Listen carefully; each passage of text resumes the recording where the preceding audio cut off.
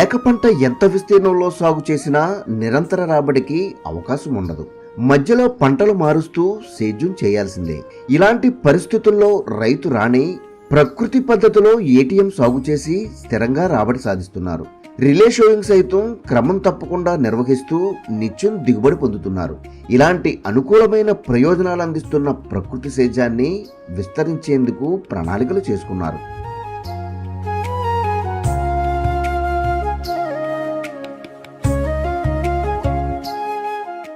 నా పేరు రాణి. మా శ్రీకాకుళం జిల్లా ఎచ్చర్ల మండలం పూడువలస విలేజ్. గత 4 సంవత్సరాలుగా ప్రకృతి వ్యవసాయం చేస్తున్నాను. అందులో ఎకరా ఏ గ్రేడు వరి పండిస్తున్నాము. అలాగే ఎల్ షేప్ బండ ఉంది. గట్ల పైన పలు పంటలు, వివిధ రకాల పంటలు వేసుకున్నాను.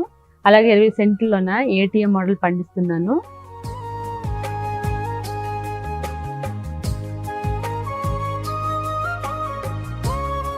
ఏటీఎం మోడల్ వచ్చేసి 4 అడుగుల బెడ్ తీసుకున్నాను. 1 అడుగు అనమాట కాలువ తీసుకున్నాను. 3 అడుగులకి 3 అడుగులకి వంగ, మిర్చి, టమాటా వేసుకున్నాను. అలాగే మిడిల్లో దుంప జాతి పెట్టుకున్నాను. అలాగే ఆకుకూరలు మధ్య మధ్యలో 1 అడుగుకి మొక్కజొన్న పెట్టుకున్నాను. కొన్ని బెడ్స్ కి మొక్కజొన్న పెట్టాను, కొన్ని బెడ్స్ లో బంతి పెట్టుకున్నాను. అదే విధంగా ఏటీఎం చుట్టూ కూడా అరటి, బొప్పాయి, మునగ వేసుకోవడం వల్ల నాకు ఆదాయం అనేది వస్తుంది. చుట్టూ కూడా నేను కంచి వేసుకున్నాను ఏటీఎం మోడల్ చుట్టూ. వాటికనమాట తీగజాతి బీర, ఆనప, కాకర పెట్టుకోవడం వల్ల నాకు నిరంతరం ఆదాయం వస్తుంది.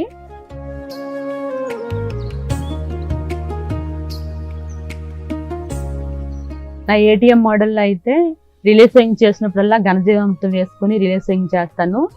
0 టిల్లేజ్ అంటే గొప్పు చేసుకుని నా విత్తనాలు పెడతాను. అలాగే 15 రోజులకి జీవామృతం స్ప్రేయింగ్ ఇస్తాను.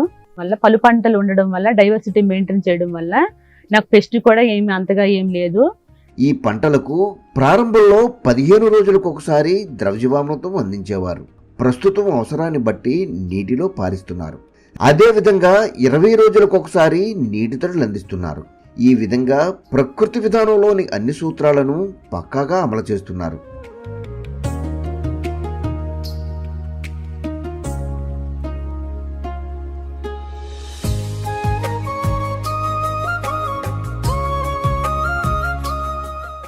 మొక్కకి కావాల్సింది ఎన్పీకే.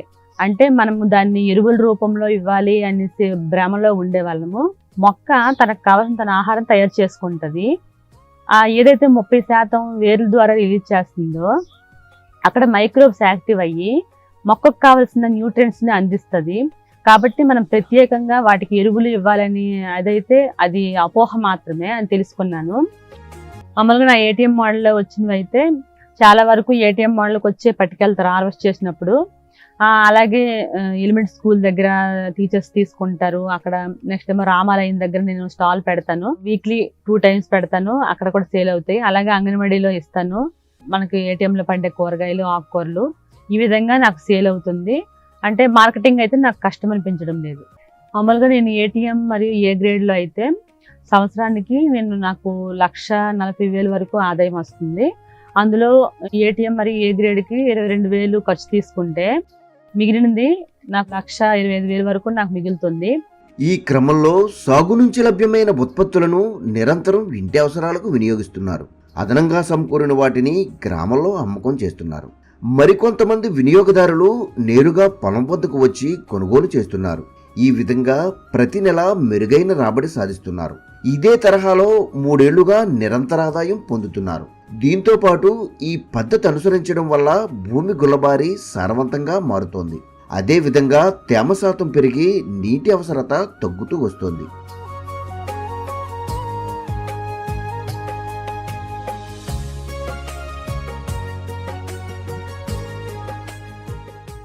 ఇప్పుడు ఏంటంటే నన్ను చూసి చుట్టూ ఉన్న రైతులు కూడా క్రాప్ ప్యాటర్న్ అనేది మార్చుకున్నారు. వాళ్ళు కూడా అంటే భూమి ఖాళీ లేకుండా పంటలు వేసుకుంటున్నారు.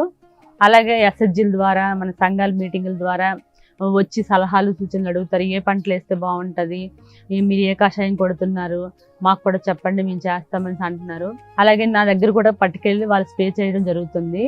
ఈ విధంగా చేయడం వల్ల మా గ్రామంలోన అందరూ కూడా చూసి ఇలా పండించాలి, ఇలా మన ఇంటికి కూరగాయలు పండించుకోవాలి, ఇలా వ్యవసాయం చేయాలి అంటే ఎరువులు ఎక్కువ అవసరం లేదు, మనము ఎరువులు వేసే పండించాలి, పంటలు పండించాలి, లేదంటే పండించలేము అనే భ్రమ నుంచి అయితే చాలా వరకు మార్పు వచ్చింది మా గ్రామంలో.